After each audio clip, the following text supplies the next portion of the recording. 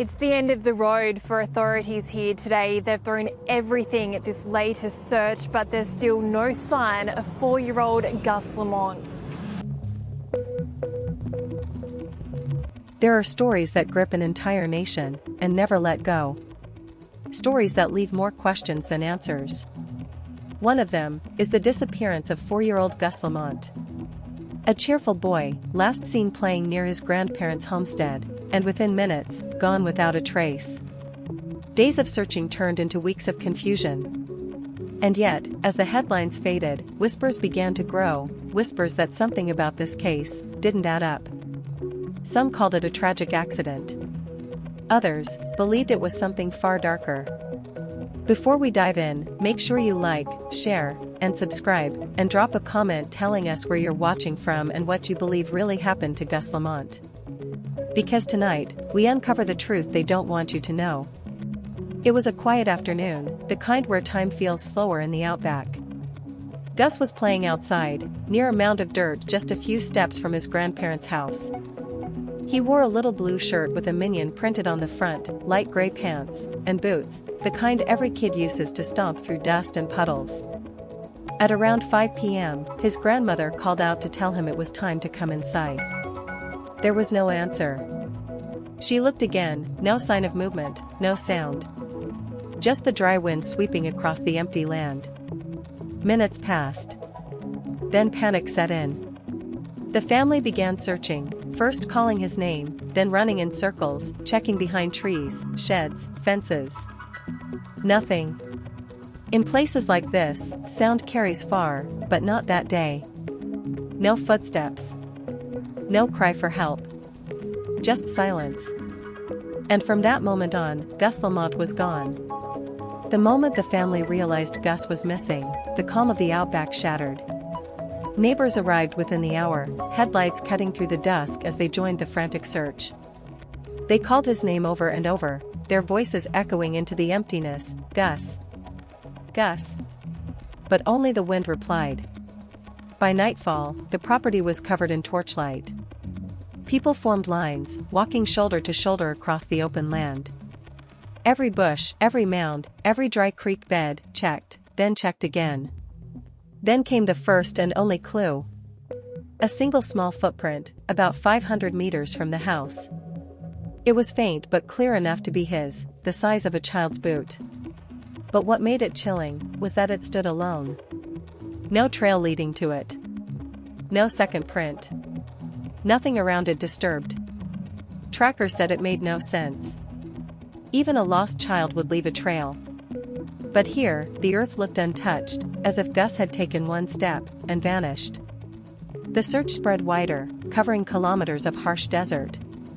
Helicopters circled overhead. Drones scanned from above. But no heat signatures. No movement.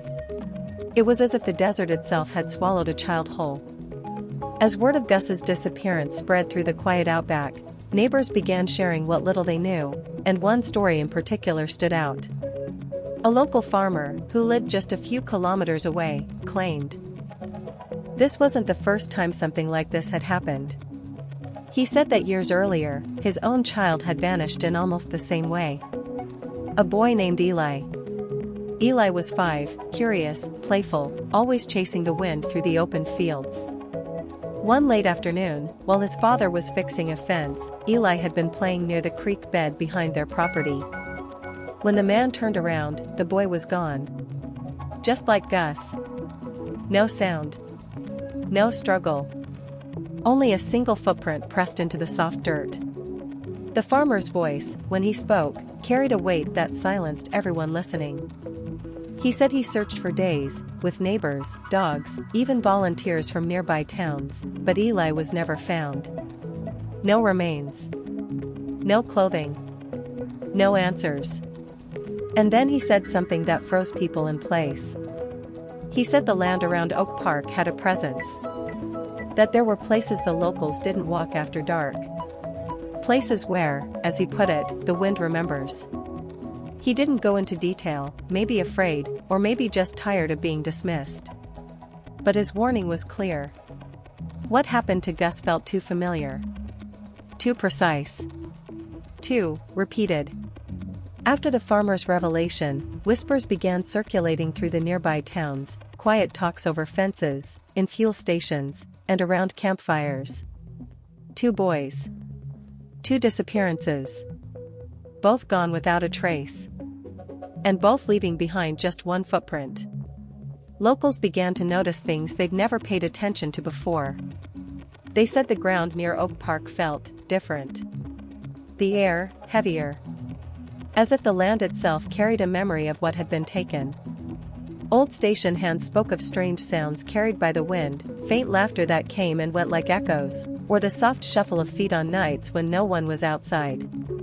Some brushed it off as superstition, but others swore they'd seen fleeting shadows near the boundary fences, small, fast, gone before they could call out.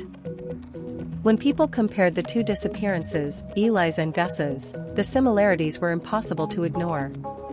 Both vanished in the late afternoon, just before dusk. Both were last seen playing near mounds of dirt. Both left behind a single footprint that led nowhere. And in both cases, no animals stirred, no birds called, as if the world itself held its breath. The more you looked, the stranger it seemed. Even the time of year matched, late September, just as the season shifted and the heat began to rise. 2 children, years apart, gone under almost identical circumstances. Coincidence? Or something else entirely? Some believed the farmer's story hinted at something buried, not in the ground, but in the history of the land itself. Because in places like Oak Park, stories don't fade. They linger. Locals say the land around Oak Park carries its own secrets, that it remembers everything. Long before fences or families settled here, this stretch of earth was known to the First Nations people as a place of caution. A place where the wind didn't just move the dust, it carried voices. An old station worker, now in his late 70s, once told a journalist that kids shouldn't be born there. He claimed the ground had been disturbed decades ago when miners drilled too deep, opening passages that were later sealed off and forgotten.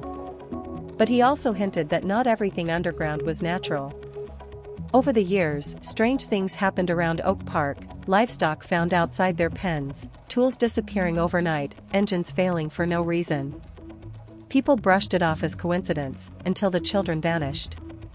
Those who've lived there long enough say that the disappearances are not random. They speak of a pattern, every few decades, when the dust storms rise early and the wind shifts direction, something awakens. Something that calls the curious and the young. A few of the older residents still leave offerings by the old wells, coins, toys, even drawings, small tokens meant to appease whatever force is believed to linger beneath the soil. But outsiders never take those stories seriously. Until it happens again. Gus's disappearance, much like Eli's, wasn't just a family's tragedy, it felt like history repeating itself. And if the whispers are true, the land isn't done yet.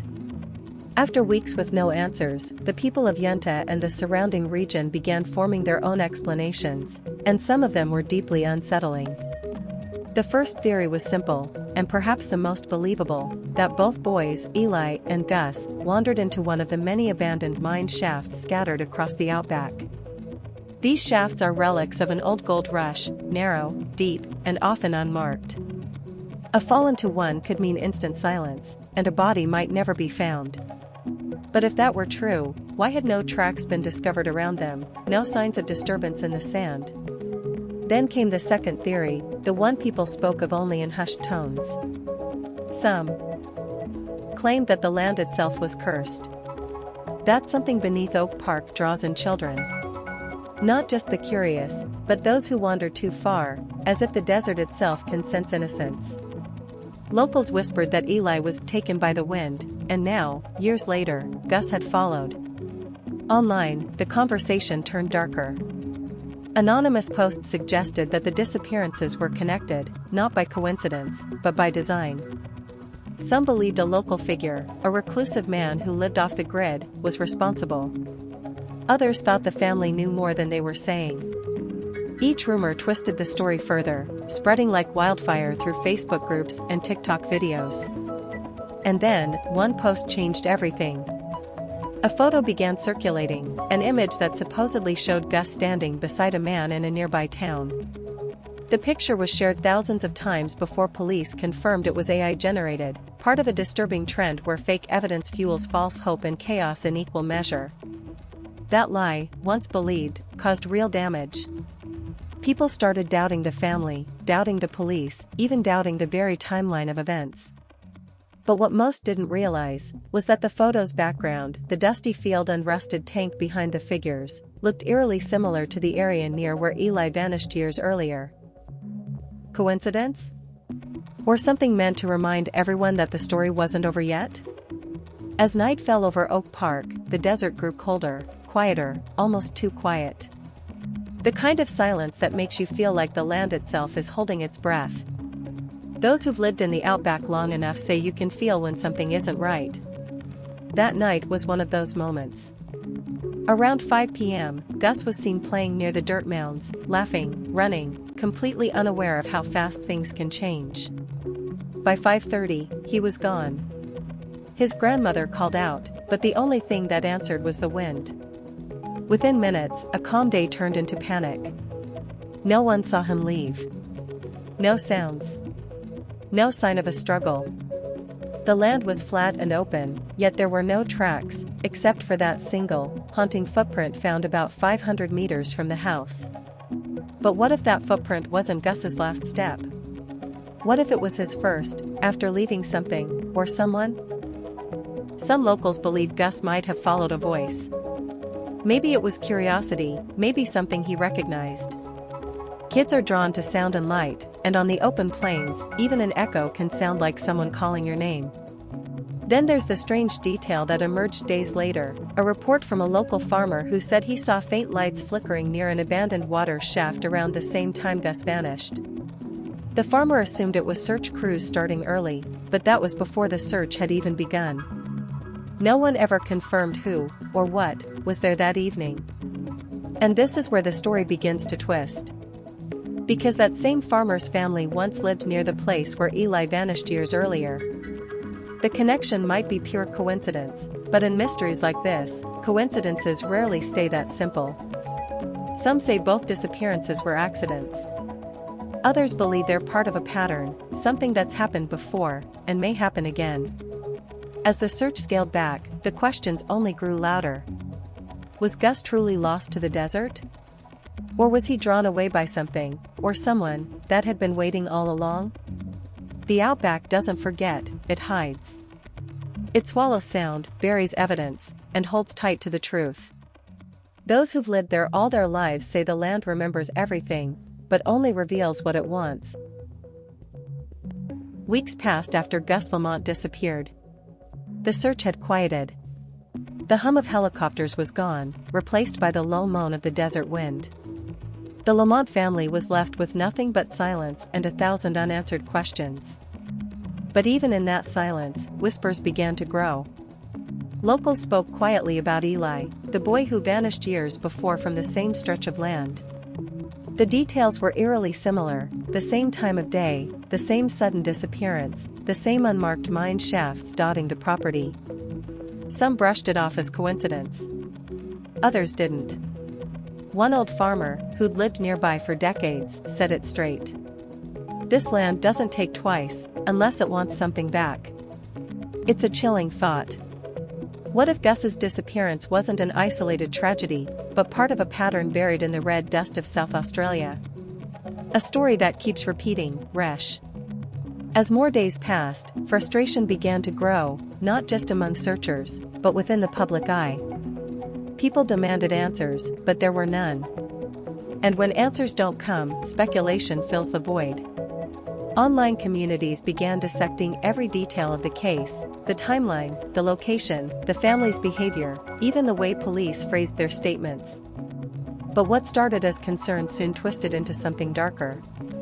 A photo surfaced online, supposedly showing Gus with a strange man in another town. The image went viral within hours, shared thousands of times with captions claiming the boy had been kidnapped.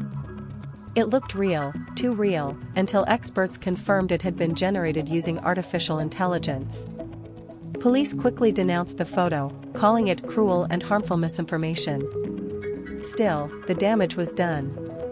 People began questioning every official statement, every update, every silence. Was the police hiding something?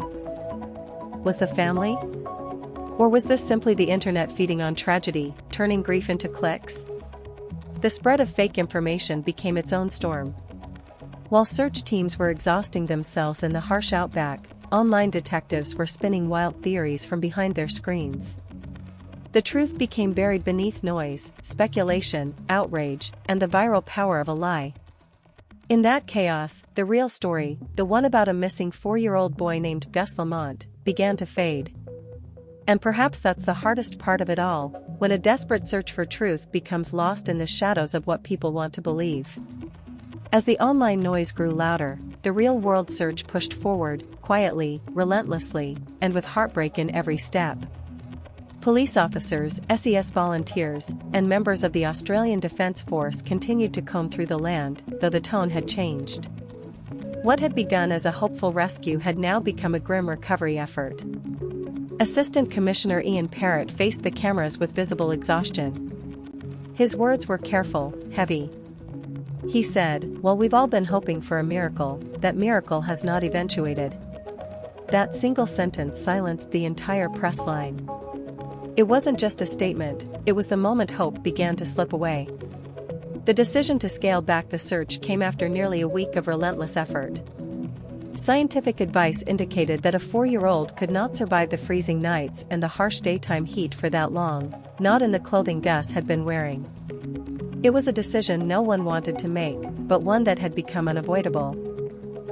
Yet even then, the family refused to give up.